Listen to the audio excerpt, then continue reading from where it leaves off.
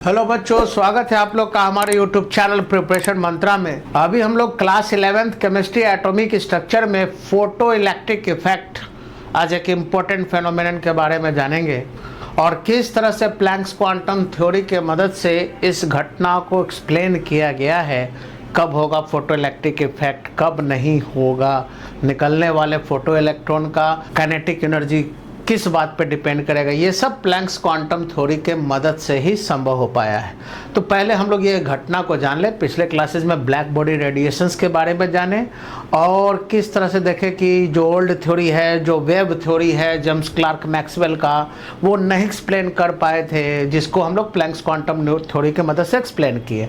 आज एक और घटना जो है फोटो इलेक्ट्रिक इफेक्ट, जिसको हम लोग प्लैंक्स क्वांटम थ्योरी के मदद से एक्सप्लेन करने वाले हैं, उस घटना का नाम है फोटो इलेक्ट्रिक इफेक्ट। तीन नामों से मिलकर बना हुआ है।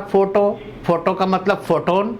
फोटोन आप लोग जानते होंगे कि अगर एनर्जी लाइट के रूप में अगर कहीं आ जाए तो उसको हम लोग फोटोन कहते हैं, और किसी और फॉर्म में जाए तो उसको क्वांटा कहते हैं। इलेक्ट्रिक यानी इलेक्ट्रॉन से रिलेटेड है, यानी अगर किसी मेटल के सरफेस पे अगर लाइट रूपी एनर्जी यानी फोटोन टकराता है तो टकराने से क्या होता है, फोटोन एक तरह का लाइट रूपी एनर्जी ही तो है। अगर वो एनर्जी किसी मेटल सरफेस से टकराता है तो होता क्या है, इस मेटल सरफेस से जैसे ही टकराता है तो ऐसा हो सकता है कि इस मेटल सरफेस से इलेक्ट्रॉन का इजेक्शन हो जाए। अगर फोटोन के टकराने से किसी मेटल सरफेस से इलेक्ट्रॉन का इजेक्शन हो गया और पूरे मेटॉलिक सरफेस पे कौन सा चार्ज आएगा, जब इलेक्ट्रॉन निकल ही जाएगा तो मेटल का सरफेस जो है वो एटम से मिलकर बना हुआ है, उस एटम से अगर इलेक्ट्रॉन निकल जाएगा तो सारे एटम पे प्लस चार्ज आ जाएगा, यानी सरफेस पूरी तरह से कटायोनिक हो जाएगा। तो इस घटना को हम लोग कहते हैं फोटो इलेक्ट्रिक इफेक्ट। तो फोटो इलेक्ट्रिक इफेक्ट में होगा क्या, किसी मेटल के सरफेस पे है ना, क्या करेंगे, एनर्जी हम लोग डालेंगे, लाइट रूपी एनर्जी, फोटोन आके टकराएगा। फोटोन आके टकराएगा तो उससे ऐसा हो सकता है कि इलेक्ट्रॉन निकले भी नहीं भी निकले। ये तो इस बात पर डिपेंड करता है कि वो जो एटम है आप लोग का मेटल का, है ना, वो एटम इलेक्ट्रॉन को कितना फोर्स से पकड़े हुए। जैसे मान लो कि हम इस पेन को 10 जूल से पकड़े हुए हैं और कोई हमको बाहर से अगर 9 जूल वाला एनर्जी दे, तो 9 जूल वाला एनर्जी दे तो हमारे और इसके बीच में जो फोर्स लग रहा है वो तो 10 जूल है, और कोई 9 जूल वाला फोटोन आके टकराएगा तो क्या ये इस इलेक्ट्रॉन, मान लो ये इलेक्ट्रॉन है, तो इस इलेक्ट्रॉन को हमसे ले जा पाएगा? नहीं ले जा पाएगा। क्यों भाई? अरे हम 10 रुपया में खरीदे हैं, तुम 9 रुपया दे रहे हो, 9 रुपया दोगे तो हम ये 10 रुपया में खरीदे, हम नुकसान क्यों सहेंगे? हम नहीं देंगे, यानी उस फोटोन को रिजेक्ट कर देंगे। लेकिन अगर कोई फोटोन 10 रुपया लेके आएगा, इससे टकराएगा, तो ये क्या कर सकता है, इसको ले जा सकता है। और अगर कोई 50 रुपया लेके आएगा तो 10 रुपया तो इसको निकालने में लगेगा, हमसे अलग करने में, बाकी का 40 रुपया क्या हो जाएगा, इस इलेक्ट्रॉन के काइनेटिक एनर्जी को बढ़ा देगा। सिंपल बात है आप लोग का। तो इसका मतलब अब हम लोग शुरू से करते हैं। फोटो इलेक्ट्रिक इफेक्ट का मतलब आप लोग समझ गए होंगे। फोटो इलेक्ट्रिक इफेक्ट का मतलब हो गया, कोई मेटल का सरफेस है, इस मेटल के सरफेस पे, ये मेटल का सरफेस किस चीज से, एटम से मिलकर बना होगा, मेटल एटम से मिलकर बना होगा। मेटल एटम से मिलकर बना होगा तो जाहिर बात इसमें इलेक्ट्रॉन, प्रोटॉन, न्यूट्रॉन होगा। कोई फोटोन आके टकराया, कोई फोटोन आके टकराया, कोई फोटोन आके टकराया, तो टकराने से ऐसा हो सकता है कि इसमें से इलेक्ट्रॉन बाहर निकल जाए। और अगर इसमें से इलेक्ट्रॉन अगर बाहर निकल जाएगा इस मेटल के सरफेस से, तो इसी घटना को फोटो इलेक्ट्रिक इफेक्ट कहते हैं। अब आप लोग को हम पहले समझा दें, है ना, पहले समझा दें ताकि बाकी चीजों, आप लोग जानते हो कि ये जितना भी एटम है ना, ये जितना भी मेटल का सरफेस है वो एटम से मिलकर बना होगा। एटम में एगो न्यूक्लियस होगा, है ना, और इस न्यूक्लियस के चारों तरफ इलेक्ट्रॉन आप लोग का घूम रहा होगा। तो न्यूक्लियस एटम का इस इलेक्ट्रॉन को एक फोर्स से पकड़े हुए होगा, एक एनर्जी से पकड़े हुए होगा। तो इस एनर्जी के बराबर या इससे ज्यादा अगर फोटोन में एनर्जी होगा, वही ना इस मेटल से इलेक्ट्रॉन को निकालेगा। अगर कम अगर एनर्जी वाला होगा तो नहीं निकालेगा। यही चीज प्लैंक साहब समझाए थे। तो आइए इसको विस्तार पूर्वक समझे। तो क्या है फोटो इलेक्ट्रिक इफेक्ट? तो the ejection of electron from the metallic surface, अगर किसी मेटल के सतह से इलेक्ट्रॉन का इजेक्शन हो जाता है, बाहर निकल जाता है, कब? Bye striking the photon of suitable wavelength and frequency. एक सूटेबल फोटोन या मतलब एक सूटेबल वेवलेंथ वाला फोटोन, एक सूटेबल फ्रीक्वेंसी वाला फोटोन जब मेटल के सरफेस पे टकराएगा, टकराने से इलेक्ट्रॉन का अगर इजेक्शन हो जाएगा तो इसी घटना को हम लोग कहेंगे फोटोइलेक्ट्रिक इफेक्ट। अब यहां देखिए एक वर्ड यूज किया गया सूटेबल। सूटेबल का मतलब कि सभी फोटोन से इलेक्ट्रॉन का इजेक्शन नहीं होगा।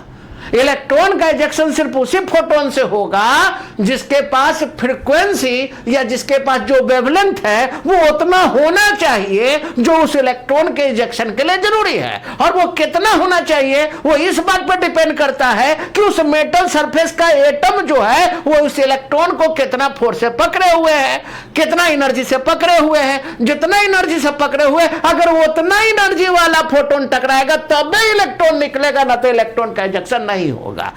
या तो कम से कम अगर हम वही बात कर रहे थे कि अगर 10 जूल से पकड़े हुए थे तो 10 जूल वाला आके टकराए या इससे ज्यादा जूल वाला आके टकराए तभी इलेक्ट्रॉन का इजेक्शन होगा, नहीं तो इससे कम वाला अगर टकराएगा तो इजेक्शन नहीं होगा।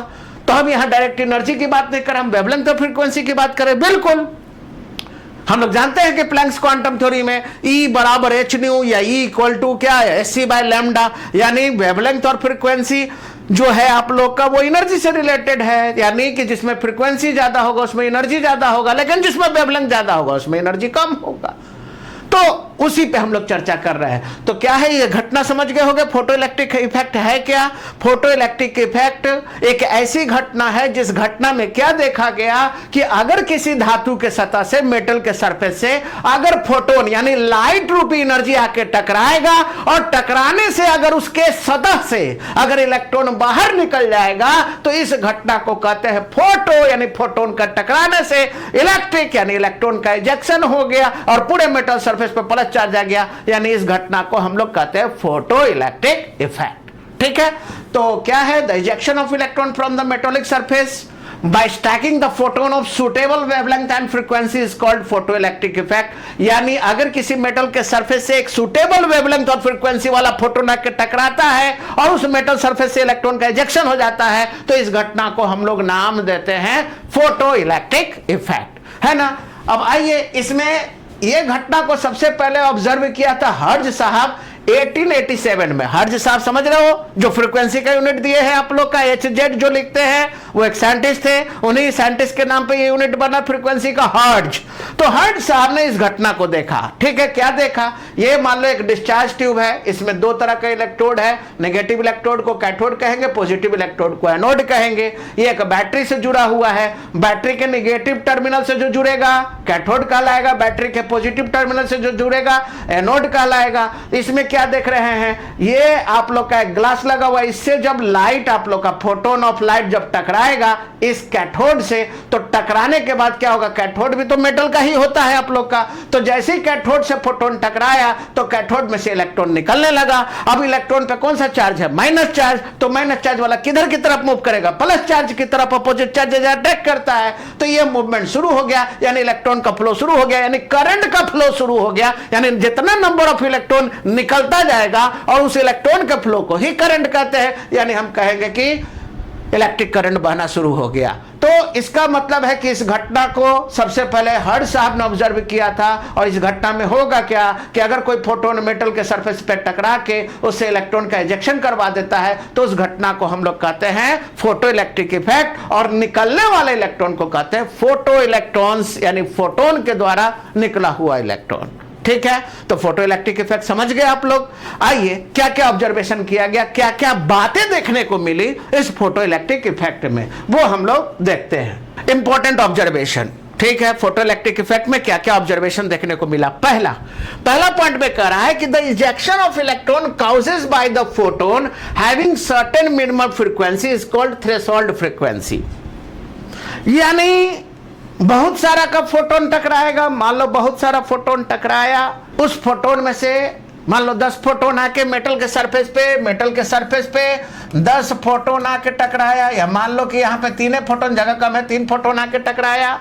दिस इज आप लोग का फोटोन 1, फोटोन 2, फोटोन 3, 3 टकराया, लेकिन इजेक्शन आप लोग का इसी से हुआ है ना। तो जाहिर बात है कि हम कहेंगे कि भाई फोटोन 1, फोटोन 3 तुम क्यों नहीं किए फोटो इलेक्ट्रिक इफेक्ट।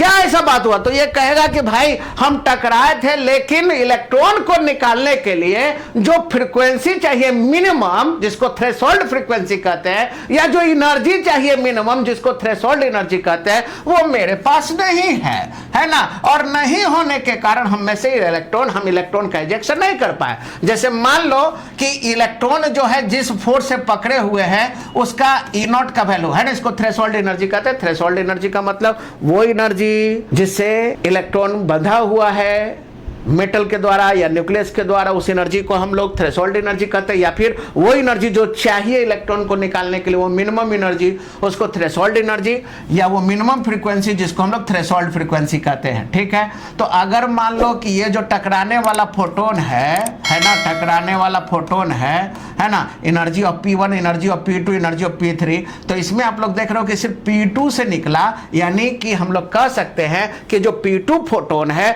उसी में वो एनर्जी होगा किसके बराबर? थ्रेशोल्ड एनर्जी के बराबर या उससे ज्यादा, या इसका फ्रीक्वेंसी जो है वो थ्रेशोल्ड फ्रीक्वेंसी के बराबर होगा या उससे ज्यादा, तभी इलेक्ट्रॉन निकलेगा, नहीं तो इलेक्ट्रॉन नहीं निकला। तो यहां इन दोनों से क्यों नहीं निकला? क्योंकि वो जो मिनिमम फ्रीक्वेंसी या जो मिनिमम एनर्जी चाहिए ये इन दोनों के पास P1 P3 के पास नहीं था। इलेक्ट्रॉन सिर्फ P2 से निकला, इसका मतलब है कि उसके अंदर जो मिनिमम एनर्जी है ना, वो थ्रेशोल्ड एनर्जी के बराबर या थ्रेशोल्ड फ्रीक्वेंसी के बराबर या उससे ज्यादा था।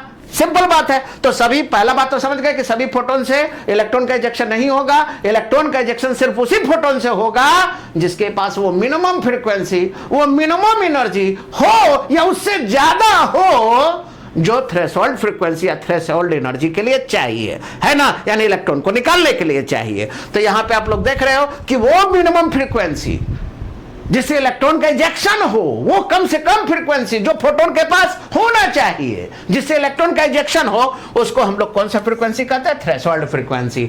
तो the ejection of electron causes by the photon having certain minimum frequency is called threshold frequency. यानी इलेक्ट्रॉन का इजेक्शन जिस फोटोन से होगा और उस फोटोन के पास अगर वो मिनिमम फ्रीक्वेंसी होगा जो इलेक्ट्रॉन के इजेक्शन के लिए चाहिए, उस फ्रीक्वेंसी को हम लोग कहते हैं थ्रेशोल्ड फ्रीक्वेंसी।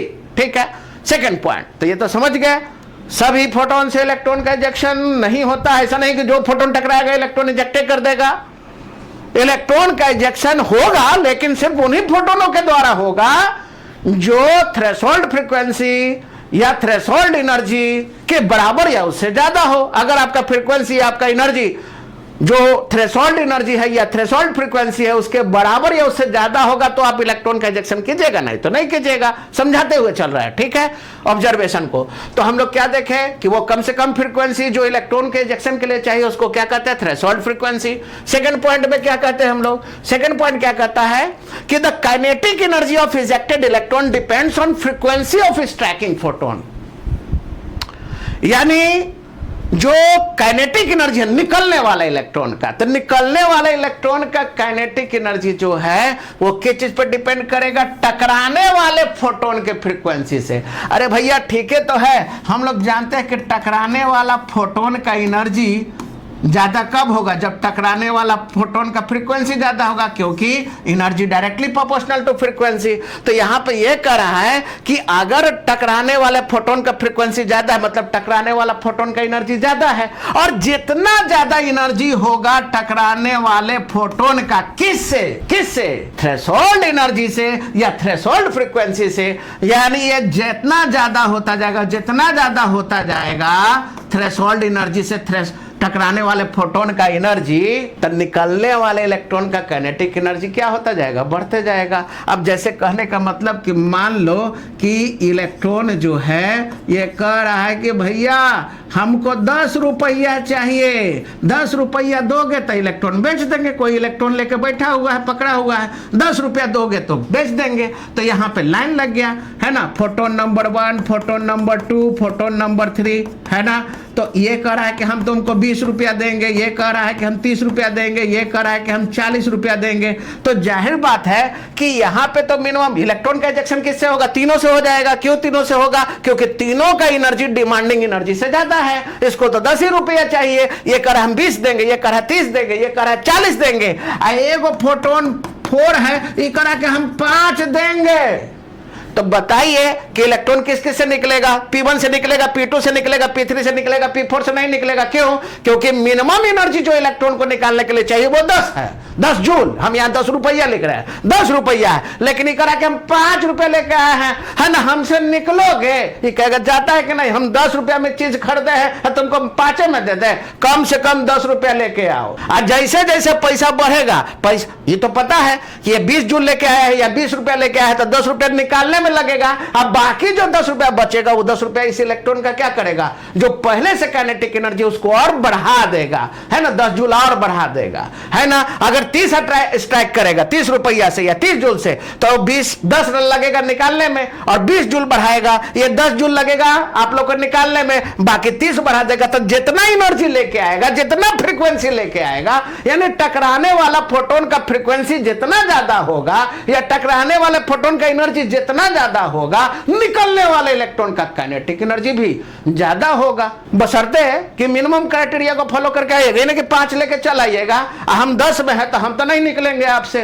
तो याद रखिएगा कि अगर फोटोन किसी मेटल सरफेस पे टकरा रहा है तो टकरा रहा है, पहला बात तो समझ गए कि टकरा रहा है, इलेक्ट्रॉन किससे निकलेगा, उसी से निकलेगा जिसके फोटोन के पास एनर्जी थ्रेशोल्ड फ्रीक्वेंसी या थ्रेशोल्ड एनर्जी के बराबर या उससे ज्यादा होगा। अब जितना ज्यादा होगा टकराने वाला फोटोन का एनर्जी या टकराने वाला फोटोन का फ्रीक्वेंसी, निकलने वाला इलेक्ट्रॉन का काइनेटिक एनर्जी उतना ज्यादा होगा, क्योंकि जिस फोटोन में फ्रीक्वेंसी ज्यादा उसमें एनर्जी भी ज्यादा। ज्यादा एनर्जी लेके आइएगा, ज्यादा फ्रीक्वेंसी लेके आइएगा, तो निकलने वाला इलेक्ट्रॉन का काइनेटिक एनर्जी क्या होगा, ज्यादा होगा। तो यहां वही बात कहा है कि the kinetic energy of ejected electron, निकलने वाले इलेक्ट्रॉन का काइनेटिक एनर्जी इस बात पर निर्भर करता है कि जो टकराने वाला फोटोन का फ्रीक्वेंसी है वो ज्यादा है कि कम है। अगर ज्यादा है यानी डायरेक्टली प्रोपोर्शनल है, यानी फोटोन का फ्रीक्वेंसी अगर ज्यादा, तो निकलने वाले इलेक्ट्रॉन का काइनेटिक एनर्जी भी ज्यादा होगा, यानी डायरेक्टली प्रोपोर्शनल। तो यहां पे एक ग्राफिकल रिप्रेजेंटेशन है, यहां फ्रीक्वेंसी ऑफ फोटोन और काइनेटिक एनर्जी में क्या रिलेशन है। आप कहोगे कि सर इस चीज को यहां से क्यों नहीं निकाले, तो यहां से लेकर चलते, तो यहां पे ये देखो, ये मिनिमम है, ये थ्रेशोल्ड फ्रीक्वेंसी है, यानी कम से कम इतना चाहिए, एकरा से ज्यादा होगा तो निकलेगा, एकरा से कम अगर फ्रीक्वेंसी लेके आओगे तब तो इसी लात मार के भगा दिए जाओगे, है ना। तो याद रखना कि इसलिए यहां से ये मिनिमम है, यहां से काउंट करोगे, यहां से में इलेक्ट्रॉन का इजेक्शन होगा, और जैसे जैसे फ्रीक्वेंसी तुम्हारा बढ़ते जाएगा, निकलने वाले इलेक्ट्रॉन का काइनेटिक एनर्जी भी बढ़ते जाएगा। लेकिन अगर इससे कम फ्रीक्वेंसी अगर लेके आओगे, है ना, ये जैसे मान लो 10 है ना, 10 हर्ट्ज है, तुम 5 लेके आओगे नहीं निकलेगा, 2 लेके आओगे नहीं निकलेगा, लेकिन 10 में निकल जाएगा। और 10 से जैसे बढ़ते जाओगे 20, 30, 40, 50, तो वैसे केस में क्या होगा, निकलने वाले इलेक्ट्रॉन का काइनेटिक एनर्जी और बढ़ता जाएगा और बढ़ता जाएगा। तो इसलिए यहां पे याद रखिएगा कि निकलने वाले फोटोन का फ्रीक्वेंसी, निकलने वाले फोटोन का काइनेटिक एनर्जी जो है वो किस बात पर डिपेंड करेगा, वो इस बात पर डिपेंड करेगा कि आप लोग का टकराने वाला फोटोन का फ्रीक्वेंसी ज्यादा है कि कम है, यानी निकलने वाले इलेक्ट्रॉन का काइनेटिक एनर्जी स्ट्राइक करने वाले फोटोन के फ्रीक्वेंसी पर डिपेंड करेगा, है ना। यानी थ्रेशोल्ड फ्रीक्वेंसी से जितना ज्यादा होता जाएगा टकराने वाला फोटोन का फ्रीक्वेंसी, काइनेटिक एनर्जी उतना बढ़ता चला जाएगा। ठीक है बच्चों, तो काइनेटिक एनर्जी जो है इजेक्टेड इलेक्ट्रॉन का किस चीज पर डिपेंड करेगा, यह डिपेंड करेगा एनर्जी या फ्रीक्वेंसी ऑफ स्ट्राइकिंग फोटोन। टकराने वाला फोटोन जितना ज्यादा फ्रीक्वेंसी या एनर्जी लेके आएगा, निकलने वाला इलेक्ट्रॉन का काइनेटिक एनर्जी उतना ही बढ़ता चला जाएगा। है बात समझ में। चलिए नेक्स्ट में third point, correct, kinetic energy of ejected electron does not depend on the intensity of striking photon. ये बहुत बढ़िया बात बोल रहा है, कह रहा है कि निकलने वाले इलेक्ट्रॉन का काइनेटिक एनर्जी, सेकंड पॉइंट में क्या पढ़े कि निकलने वाले इलेक्ट्रॉन का काइनेटिक एनर्जी टकराने वाले फोटोन के फ्रीक्वेंसी पर डिपेंड करेगा। अगर टकराने वाले फोटोन का फ्रीक्वेंसी ज्यादा होगा तो निकलने वाले इलेक्ट्रॉन का काइनेटिक एनर्जी ज्यादा होगा। लेकिन थर्ड पॉइंट में कह रहा है कि ये जो निकलने वाले इलेक्ट्रॉन का काइनेटिक एनर्जी है उसको इंटेंसिटी ऑफ इलेक्ट्रॉन से, अब इंटेंसिटी का मतलब क्या हुआ, इंटेंसिटी का मतलब हुआ number of striking photon per unit area per unit time. यानी कहने का मेरा मतलब नंबर, समझ लो नंबर है ना, इंटेंसिटी का मतलब संख्या, मतलब एक इलेक्ट्रॉन अगर निकालना है, मान लो कि एक इलेक्ट्रॉन निकालना है, ठीक है प्यारे बच्चों, यहां पे ध्यान दो, अगर मान लो कि हम कहें कि ये इलेक्ट्रॉन जो है वो किसी बंधा हुआ किसी एटम से, ठीक है, और यहाँ पे जो है ये कह रहा है कि 10 जूल दोगे तो निकलेंगे, 10 जूल से कम दोगे तो नहीं निकलेंगे। सब फोटोन वेटिंग में है, फोटोन सब वेटिंग में है आप लोग का P1 P2 P3। कह रहा है कि ठीक है, हमको टकरा के बाहर निकालना चाह रहे हो ना तुम लोग इस मेटल सरफेस से, लेकिन सुनो फोटोनो, सुनो, हम तुम तीनों में से सिर्फ उसी से निकलेंगे। क्योंकि एक चीज याद रखिएगा, यहाँ एक नोट लिख दिए हैं कि 1 photon is responsible for the ejection of only 1 electron. एक फोटोन से सिर्फ एक ही इलेक्ट्रॉन निकलेगा। ऐसा मत समझिएगा कि एक फोटोन 15 को इलेक्ट्रॉन निकाल देगा।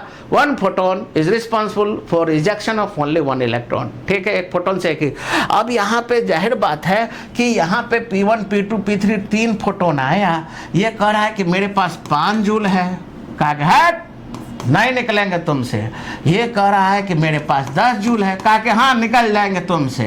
और ये कह रहा है लेकिन निकल जाएंगे, लेकिन जितना काइनेटिक एनर्जी पहले था उतना ही हमारा फायदा नहीं हुआ, हम खाली निकले, उतना ही पैसा तुम लेके आए हो जितना से हमको निकाल सकते हो।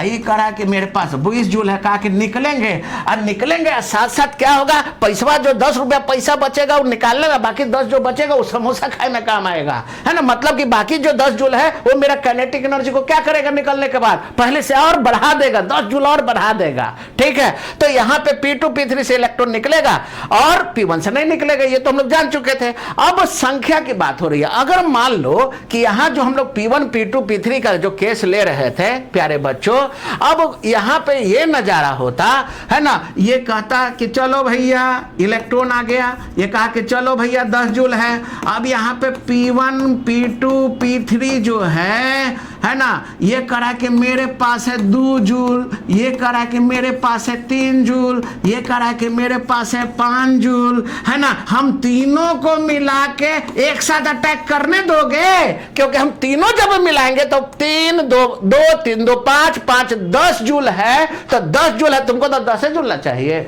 हम तीनों से निकलोगे। कहा कि नहीं नहीं नहीं, हम तुम तीनों में से सिर्फ उसी से निकलेंगे जिसके पास कम से कम 10 जूल हो। तुम्हारे पास, तुम तीनों को मिला के, तीनों मिल के एक बार अटैक करोगे।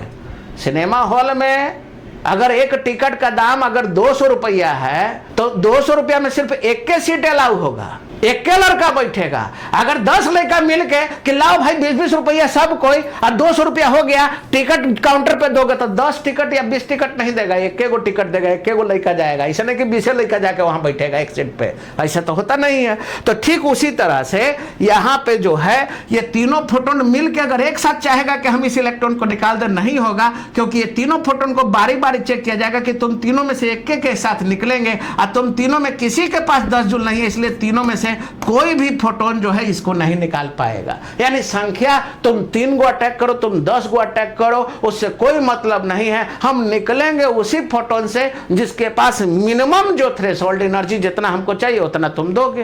तो इंटेंसिटी जो है, इंटेंसिटी से, संख्या से कोई लेना देना नहीं है। हाँ, अगर ये होता कि तीनों फोटोन, मान लो कि 3 गो, अगर मान लो कि 3 फोटोन टकराया P1 P2 P3, और तीनों के पास अगर 10 जूल 10 जूल 10 जूल होता, तो वैसे केस में ये तीनों मिलकर टोटल के गो इलेक्ट्रॉन को निकाल देता, 3 इलेक्ट्रॉन को निकाल देता, है ना। यानी हम ये कह सकते हैं कि अगर संख्या बढ़ा दो तो निकलने वाले इलेक्ट्रॉन का काइनेटिक एनर्जी जो है संख्या प्रभावित नहीं करता, क्योंकि सिर्फ उसी फोटोन से ये इलेक्ट्रॉन निकलेगा जिसके पास थ्रेशोल्ड एनर्जी से ज्यादा होगा या उसके बराबर होगा आप लोग का, है ना। और इसका जो निकलने वाले इलेक्ट्रॉन का काइनेटिक एनर्जी सिर्फ उसी फोटोन से प्रभावित होगा जो इसको निकालेगा, उसी पे इसका काइनेटिक एनर्जी डिपेंड करेगा, संख्या पे तो नहीं डिपेंड करेगा कि 2 गो अटैक करोगे तो मेरा काइनेटिक एनर्जी थोड़ा कम बढ़ेगा, 10 गो अटैक करोगे तो और ज्यादा बढ़ेगा, 20 गो अटैक करोगे तो और ज्यादा बढ़ेगा, उससे नहीं, है ना। तो याद रखना कि निकलने वाले इलेक्ट्रॉन का काइनेटिक एनर्जी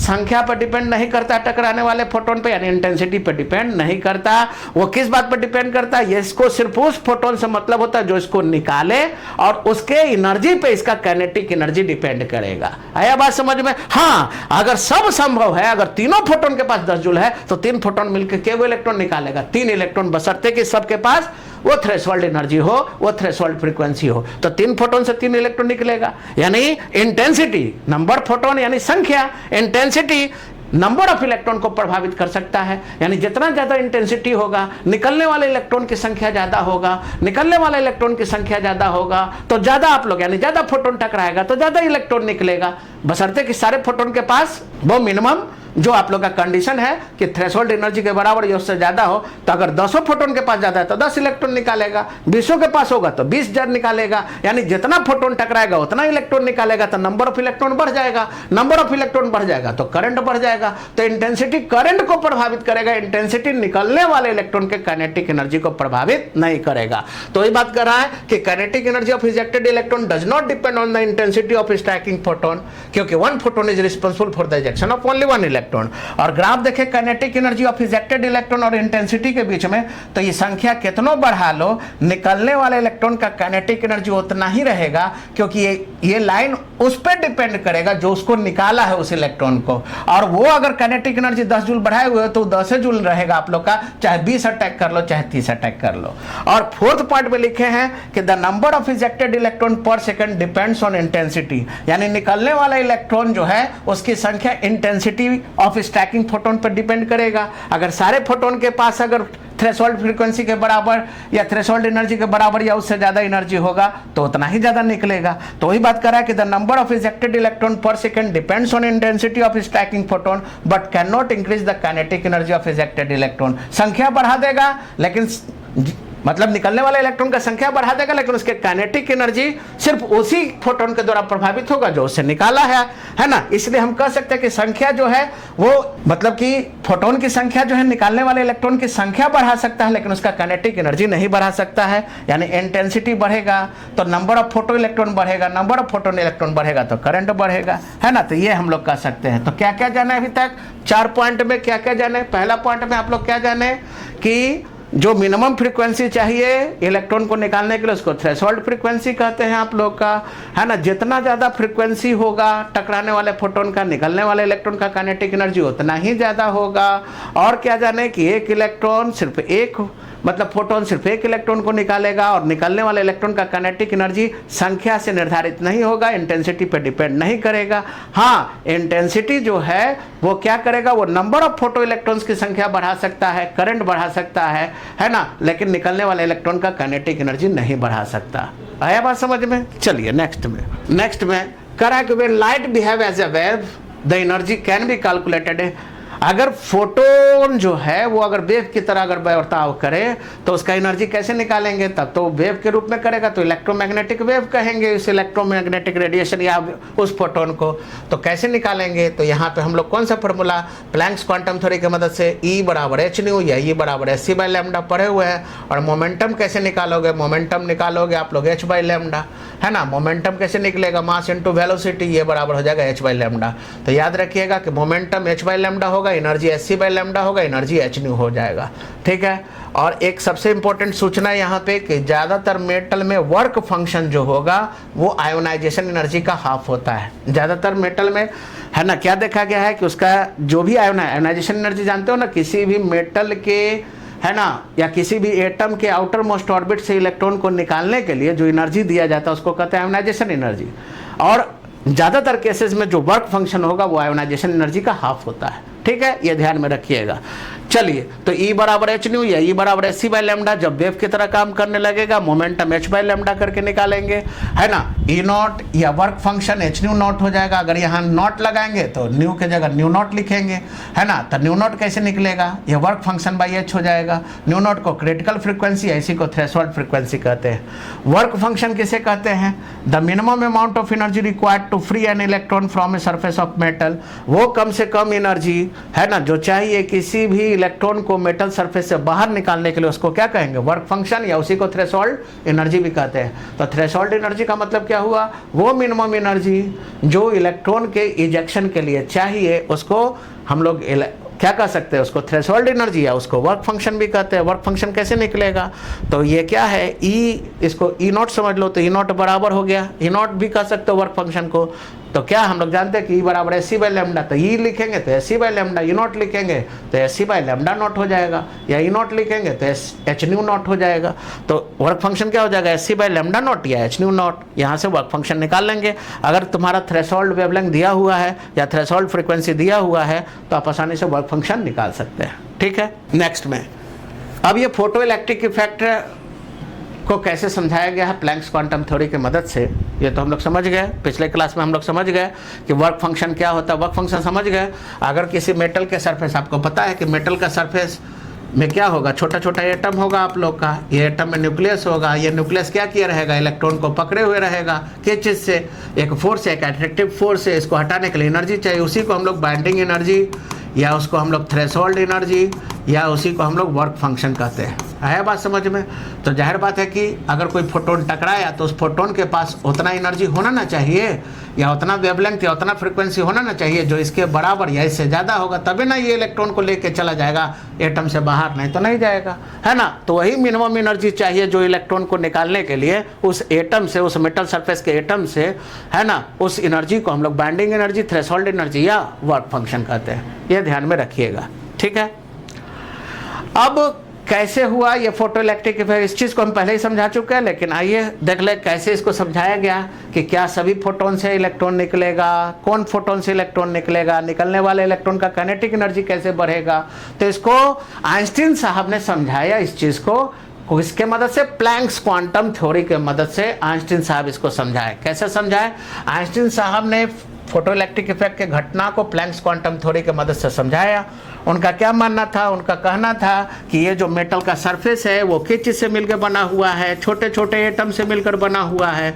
और ये एटम में क्या है आप लोग का, ये सारे एटम के साथ क्या मौजूद है आप लोग का, इलेक्ट्रॉन लगा हुआ है ना। एक अट्रैक्टिव फोर्स से ये जुड़ा रहता है आप लोग का। तो इलेक्ट्रॉन को अगर निकालना है आप लोगों को तो जाहिर बात है कि जितना एनर्जी से न्यूक्लियस उस इलेक्ट्रॉन को पकड़े हुए है, या तो उतना एनर्जी के बराबर या उससे ज़्यादा दीजिएगा तभी इलेक्ट्रॉन निकलेगा, नहीं तो इलेक्ट्रॉन नहीं निकलेगा। तो यहाँ पे वही बात है कि इलेक्ट्रॉन को न्यूक्लियस जिस फोर्स से पकड़े हुए या जिस एनर्जी से पकड़े हुए हैं उसको बाइंडिंग एनर्जी, उसको थ्रेशोल्ड एनर्जी, उसको वर्क फंक्शन कहते हैं, उसको ई नॉट से रिप्रेजेंट करते हैं। तो ये क्या कहते हैं कि ये इलेक्ट्रॉन जो निकलेगा उस इलेक्ट्रॉन का काइनेटिक एनर्जी किस बात पे डिपेंड करेगा, है ना। वो इस बात पे डिपेंड, कैसे निकालेंगे ये तो पता है कि मान लो कि फोटोन का एनर्जी को ईपी से रिप्रेजेंट करें और बाइंडिंग एनर्जी या थ्रेशोल्ड एनर्जी को ई नॉट से करें। तो जाहिर बात है कि अगर फोटोन, ये मिनिमम डिमांड है, अगर ये 10 जूल है और ये 5 जूल है तो रिजेक्शन होगा? नहीं होगा। क्यों? क्योंकि 10 जूल से अगर पकड़े हुए हैं तो आपके उस फोटोन के पास एनर्जी 10 जूल होना चाहिए, तभी इलेक्ट्रॉन का इजेक्शन होगा, नहीं तो नहीं होगा। अगर ये 10 जूल लेके आएगा तो 10 जूल लेके आएगा तो इलेक्ट्रॉन का इजेक्शन होगा, लेकिन निकलने वाले इलेक्ट्रॉन का काइनेटिक एनर्जी नहीं बढ़ेगा। और अगर ये 20 जूल लेके आया तो 10 जूल लग जाएगा इलेक्ट्रॉन को निकालने में, बाकी 10 जूल बचा हुआ जो है वो क्या करेगा, वो निकलने वाले इलेक्ट्रॉन का काइनेटिक एनर्जी आप लोग का क्या करेगा, बढ़ा देगा। तो कैसे निकालेंगे कि कितना बढ़ा काइनेटिक एनर्जी इंक्रीज, कितना हुआ, तो काइनेटिक एनर्जी इंक्रीज कैसे निकालेंगे कि कितना बढ़ा, पहले से कितना बढ़ गया, तो किस में से घटाएंगे, फोटोने की एनर्जी में से ना हम लोग थ्रेशोल्ड एनर्जी को घटाएंगे कि भाई 20 जूल दिया था और चाहिए था 10 जूल, तो बाकी कितना का डिफरेंस आया, 10 जूल का आया, तो ये काइनेटिक एनर्जी 10 जूल से बढ़ जाएगा। ठीक है, ये ध्यान में रखिएगा। तो वही इंक्रीज इन काइनेटिक एनर्जी कैसे निकलेगा प्यारे बच्चों, इंक्रीज इन काइनेटिक एनर्जी कैसे निकलेगा, तो increase in kinetic energy of photo electron, ये किस बात पर डिपेंड करेगा, टकराने वाला फोटोन की एनर्जी में से थ्रेशोल्ड एनर्जी को घटा देंगे, या फिर इसको काइनेटिक एनर्जी मैक्सिमम भी कहते हैं, इंक्रीज इन काइनेटिक एनर्जी को। तो एनर्जी अगर डायरेक्ट दिया हुआ है तो E photon minus E not कर देंगे, नहीं तो लैम्डा अगर दिया हुआ है तो क्या करेंगे, प्लैंक्स क्वांटम थ्योरी का मदद लेंगे। ई बराबर क्या है, h C by lambda, photon का एनर्जी है तो लैम्डा फोटोने का होगा, क्योंकि एच सी तो कॉन्स्टेंट होगा दोनों के केसेस में। तो ई फोटोन तो H C by lambda P, E naught तो H C by lambda naught, है ना। या फिर फ्रीक्वेंसी दिया हुआ है तो एच सी बाई लैम्डा नहीं यूज़ करके एच न्यू यूज़ करेंगे, तो ई बराबर एच न्यू पी या माइनस एच न्यू नॉट हो जाएगा।